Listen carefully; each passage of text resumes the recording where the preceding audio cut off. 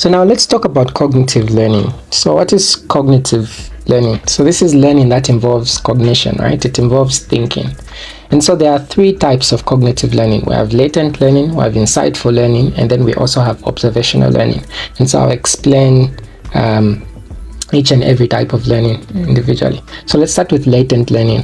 So latent learning is something we've all come across on a day-to-day basis. And then latent learning is learning that occurs but is only apparent when you're given an incentive to demonstrate that learning. So what do I mean? There are situations when you can learn something, right? And then you won't know that you've learned until you are given a situation when you can demonstrate that you've learned that thing. For example, suppose you've never cooked, let's say you've never cooked oats before, right? But you've seen your sister, let me say, cook oats so many times, and then she always cooks them for you. And then let's say one day she's not around, and then one day you just get the pot, and then before you know it, it's almost like, things just happen, and then you find out that you've actually prepared them properly. That's an example of latent learning. It happens. It's a type of learning where you've learned, however you did not know until an incentive was provided for you to demonstrate that you learned.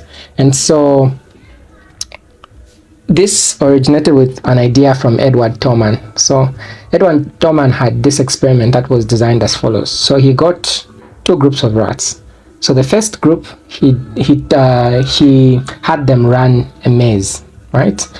He had them navigate a maze. And then in group one, he gave them a reward, which was food for completion of the maze. And then in group two, which was his control group, he did not give them any food reward. And then what was noticed is that the rats in group one, were seen to run the maze much, much faster than those in group 2. That makes perfect sense. However, what he did is that he introduced another group, which was group 3. And so in group 3, he let them run the maze without food for 10 days. And then on the 11th day, he gave them food. And then what he noticed is that group 3 rats performed way, way better than both of these groups. And so the reason why that happened is because group 3, during this period of 10 days, they learned how the maze is, or they learned how to navigate through the maze, right? However, they did not have a desire to complete the maze because there was no reward, there was no incentive, right?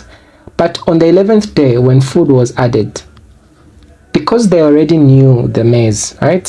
One thing that happened is that they were more likely to complete the maze much, much faster than group 1 and group 2.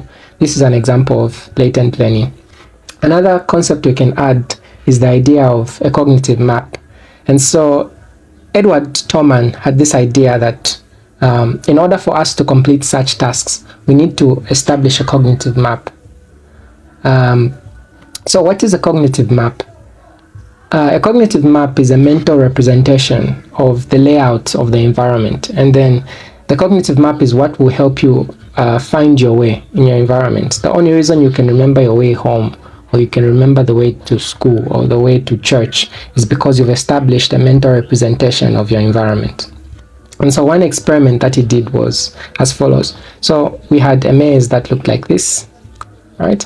And then what happened is that it was a very simple maze. And so the rat had to go in, then it would find a circular room like, and then as it heads on straight, the first turn it would make would be a left turn, and then it would go up straight and then make a right turn, and then it would find a food reward there. So he repeated this, he did this experiment repeatedly, and then what happened is that he got the same rat that was running this maze, and then he put it in another design of a maze. Instead, the first straight path was closed. And then as the first straight path was closed, what he was trying to test was this. If the rat was learning the directions, its first turn would have been left, its second instinct would have said go straight, and then its third instinct would have said go right. So it would have been saying left, straight, right, right? However, the rats never turned to the left. Instead, they would go instinctively. They would turn right and find their way to the food. And so this taught that whenever we're making a mental representation or a cognitive map, we're not just learning the actual steps as to how to get there, but we're learning where the destination is relative to where we are.